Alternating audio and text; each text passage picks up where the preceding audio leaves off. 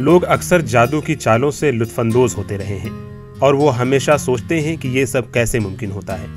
आज हम आपको एक ऐसे शख्स से मिलाएंगे जो अपने करतब से लोगों को सोच और तफरीह फराहम करता है। तो जो भी नाम आपके दिमाग में, थोड़ी सी हेल्प मुझे चाहिए। ये इंसान मेल है या फीमेल है? मेल। ठीक है। आपने कभी सामने देखा है इन्हें? नहीं। देखना चाहेंगे? नो। हाँ? नो। ठीक है। तो नॉर्मली मैं जब ये एक्सपेरिमेंट करता हूँ, मैं जब किसी को बोलता हूँ कोई भी फेमस इंसान सोचो, almost every time they tend to go for actors. पता नहीं क्यों ये लोग हमेशा सोचते हैं टॉम क्रूज, शाहरुख खान, पता नहीं क्यों, बट मुझे नहीं लगता आप उनकी तरफ गए होंगे। तो एक काम करें, इसका नाम सोचें। ठीक है, आप इसके नाम का फर्स्ट लेटर सोच सकते हैं कि यहाँ बोलना नहीं, सिर्फ फर्स्ट लेटर। तो शायद आप में एस था, इसका फर्स्ट लेटर सोचिए क्या है बस। आपको कोई इशू तो नहीं अगर आप अपना लेफ्ट हैंड ऐसे रखेंगे? ठीक है, मैं हाथ लगा सकता हूँ? हाँ श्योर। शुक्रिया। तो इसका फर्स्ट लेटर सोचिए क्या है। सोच लिया। ओके, हाथ नीचे आराम से। मैं पहले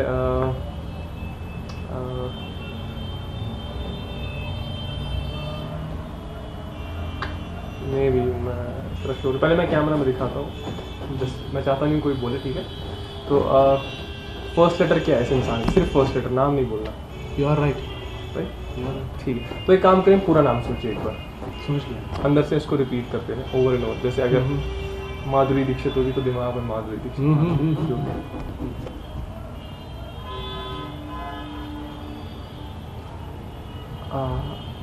प्लीज माइंड चेंज नहीं करना इसी नाम पे। वाह, ठीक है।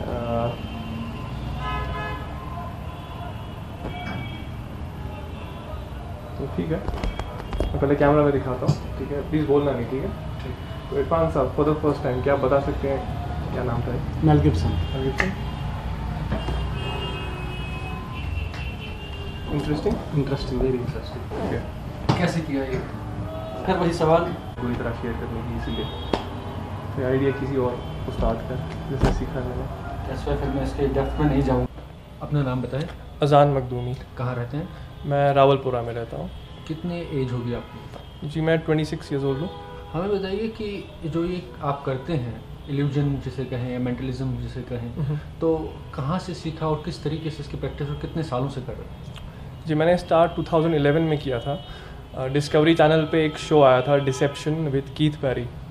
तो पहली बार मैंने उन्हें देखा तो वो रास्ते पे रैंडम लोगों का ATM पिन गेस कर रहे थे। तो वहाँ मेरा पहला इंस्टिंक्ट ये नहीं था कि ये फेक है, जो बहुत लोगों का आजकल होता है। मेरे दिमाग में जस्ट इंस्टेंटली आया कि यार ये तो कुछ कमाल है, ये सीखना पड़ेगा। तो वहाँ से वो क्यूरियोसिटी मेरे दिमाग में रह गई कि ये प्रोसेस है क्या होता है, कैसे होता है। तो वो इनिशियल पॉइंट वो था जिसने ये सॉर्ट ऑफ इंस्पायर किया मुझे। और फिर वहाँ से मैंने कोशिश की कांटेक्ट करने की उनको, जो कीथ पेरी जिनका वो शो था। कोई रिस्पांस नहीं आया, बट 30-40 ईमेल्स, बहुत सारी मैसेजेस के बाद एक उनका रिस्पांस आया कि उन्होंने ये कहा कि आज भी मेरे पास वो स्क्रीनशॉट सेव्ड है। उन्होंने कहा था कि if you really want to learn this just stay curious. ये उनका रिस्पांस था। तो मैंने समहाउ रिसोर्सेज ट्रैक डाउन किए, पब्लिकेशंस ट्रैक डाउन की, उन लोगों की जो ऑलरेडी इस फील्ड में अचीव कर चुके हैं उनका मटेरियल कलेक्ट किया। तो वो बहुत ही हेक्टिक प्रोसेस था क्योंकि ये बहुत मुश्किल है ट्रैक डाउन कर पाना ऐसा है इस आर्ट फॉर्म के रिलेटेड मटेरियल। तो बस वो मटेरियल कलेक्ट किया, प्रैक्टिस करते गया, फेलियर्स आते गए, बट वो जर्नी के थ्रू ही वो इम्प्रूवमेंट आई मुझ में और जस्ट आ जाऊँ। ऐसे तो इस आर्ट को अगर देखें तो देखने में बहुत दिलचस्प लगता है, लेकिन बिहाइंड की कहानी अगर हम सब जानते हैं कि ये हाथ की सफाई है और यहाँ पर दिमाग की सफाई है, तो अच्छा होता कैसे है? बेसिकली अगर मैं ये सबको बोलता हूँ, जब भी मैं लाइव शोज़ इन दिनों करता हूँ, मैं उस पर भी एक्सप्लेन करता हूँ लोगों को, इस आर्ट फॉर्म में उतना कुछ नया नहीं है। इसमें सिर्फ 2 स्किल्स हैं जो सब लोग यूज़ करते हैं, सब लोग, आप, मैं, हर एक इंसान। मैं जैसे एग्जांपल देता हूँ, वो 2 स्किल्स हैं, reading and influencing. Now reading का मतलब क्या है? उसका मतलब सिर्फ ये है कि किसी इंसान की बॉडी लैंग्वेज रीड करना, उसके वॉइस, उसका वॉइस का टोन, उसके एक्सप्रेशंस, ये सब देख के सॉर्ट ऑफ एक एस्टिमेट मिलता है ये इंसान क्या एक्सपीरियंस या क्या फील कर रहा है।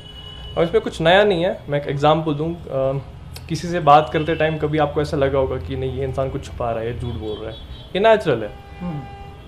तो हम बेसिकली वहाँ पे विदाउट रियलाइजिंग उस इंसान को रीड कर रहे हैं, ये पहला स्किल है। सेकंड स्किल एग्जैक्टली इसका ऑपोजिट है, इन्फ्लुएंस करना, यहीं से किसी के माइंड में कुछ डालना। एक और एग्जांपल इसका, जैसे हम बार्गेन करते हैं शॉपकीपर से, हम उसे ज़बरदस्ती तो नहीं करते ना, नहीं प्राइस कम करो, हम एक प्रॉपर वे में उससे बात करते हैं, स्पेसिफिक वॉइस यूज़ करते हैं, टेक्निक्स यूज़ करते हैं, बट हम रियलाइज़ नहीं करते वहाँ पे। तो मेरा पॉइंट ये 2 स्किल्स कुछ नए नहीं है, इनमें कुछ नया नहीं है, बट एक ही फ़र्क है, मैंने सिर्फ यही 2 स्किल्स डेलिबरेटली यूज़ करना सीखा, और इससे समहाउ ये लगता है कुछ जादू है, बट इनफैक्ट ये जादू नहीं है। मैं समहाउ परफॉर्मेंस से पहले ही कन्वे करता हूँ लोगों को कि this is something that you have been doing your entire life. हम भी आपकी परफॉर्मेंस देखेंगे, लेकिन उससे पहले ये जानना चाहते हैं आपसे कि यूँ तो आप इंजीनियर हैं और उसके साथ मेंटलिस्ट, इल्यूजनिस्ट, इन दोनों चीज़ों में मेहनत, परिश्रम कहें या हार्डवर्क कहें, दोनों लगती हैं। तो किस तरीके से आपने 24 घंटे को इन दोनों चीज़ों में बांटते हैं? एक्चुअली मैं कभी इस तरह मैंने सोचा नहीं मैं ध्यान इंजीनियरिंग पे दूँ या मेंटलिज्म पे दूँ। मेरा ध्यान हमेशा लर्निंग पे रहा है। तो जो लर्निंग पार्ट है, चाहे वो किसी भी फील्ड के रिलेटेड हो, चाहे वो इंजीनियरिंग हो या आर्ट हो या कोई भी सब्जेक्ट हो, जहाँ पे मुझे लगता है एक अपॉर्चुनिटी है सीखने की, कि कुछ भी सीखने की, वहाँ मैं समहाउ घुस जाता हूँ अपने आप। सो जब इंजीनियरिंग की बात थी, मुझे इंजीनियरिंग के सब्जेक्ट्स फैसिनेटिंग लगते थे, मैथमेटिक्स, इक्वेशंस बहुत फैसिनेटिंग लगती थी, तो मेरा ध्यान अपने आप वहाँ चला जाता था। फिर जब ये साइड में दिमाग में आता था, इसमें कुछ लगता था यार हाँ इसमें कुछ सीखने के लिए, तो ध्यान अपने आप वहाँ चला जाता था। तो बेसिकली जो वो लर्निंग प्रोसेस है, उससे मैं समहाउ फैसिनेटेड या ऑब्सेस्ड हूँ। सीखने की कुछ बात आती है, I will be first in the line. अजान, जब से आप मंजीराम पर आए, वादी कश्मीर में मकबूल होने लगे, पहले जहलिम व्यू पार्क में आप शोज़ किया करते थे, ट्रायल रन, उसके बाद जहलिम इसमें ज़ीरो ब्रिज और बाकी जगहों पर, कभी ऐसा हुआ आपके रिश्तेदारों में, घर वालों ने बोला यार इतना वॉलेट चोरी हो गया, ये पता लगा तो कहाँ पे, ऐसी चीज़ें हुई हैं? रिश्तेदारों तो उन्होंने तो नहीं बोला है, बट रैंडम लोग अपनी प्रॉब्लम्स लेके आते थे, यार इस तरह मसला हो गया, प्लीज़ बता कुछ होगा कि नहीं, घर पे ऐसा हो रहा है, टेल मी कि मेरा ये जॉब लगेगा कि नहीं, वो इंसान मेरी लाइफ में आएगा कि नहीं। ये रैंडम लोग अपने पर्सनल प्रॉब्लम शेयर करते हैं मुझसे, बट दुख यही रहता है कि मैं उनकी हेल्प नहीं कर सकता हूँ। ये आर्ट फॉर्म सिर्फ एंटरटेनमेंट के लिए बना है। तो अजान एग्नी आंट भी बन चुके हैं, तो ये लगता है कि कभी कभी अब किसी बैंक का कस्टमर केयर भी बनना चाहिए कि आई पिन भी आप यहीं से दे दो।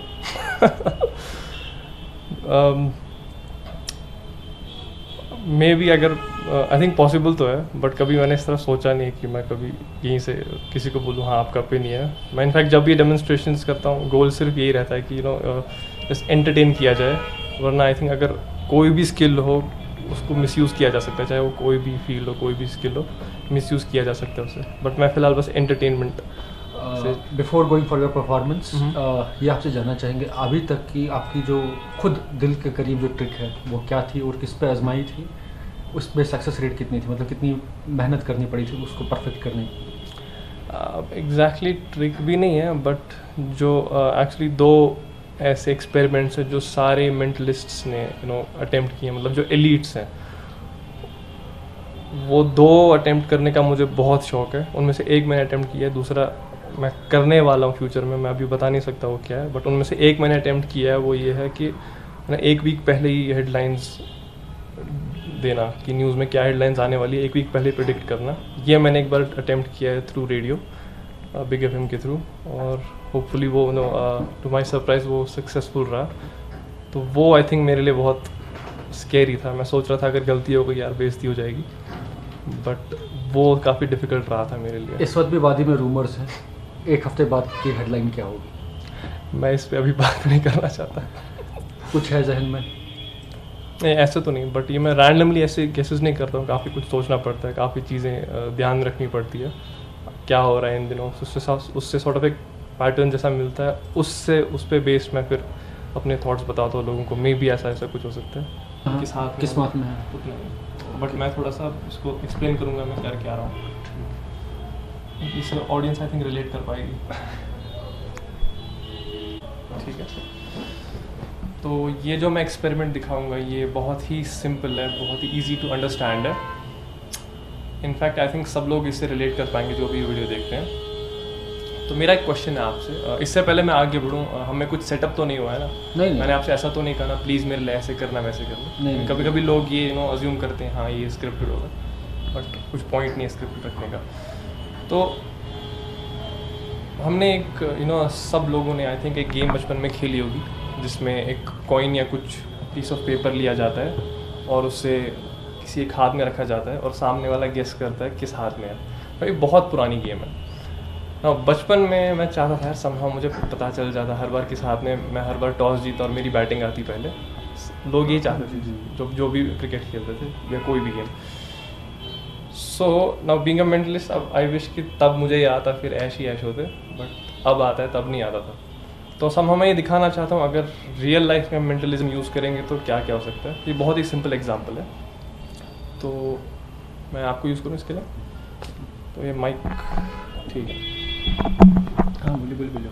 तो बेसिकली आपको दोनों में से किसी एक हाथ में रखना है। मैं यहाँ से फेस करूँगा, मुझे किसी भी हाथ में रखिए और जब हो जाएगा बता दीजिएगा। डन। दोनों हाथ आगे टाइटली बांध ना, ठीक है। कोई रिएक्शन नहीं करना, ठीक है।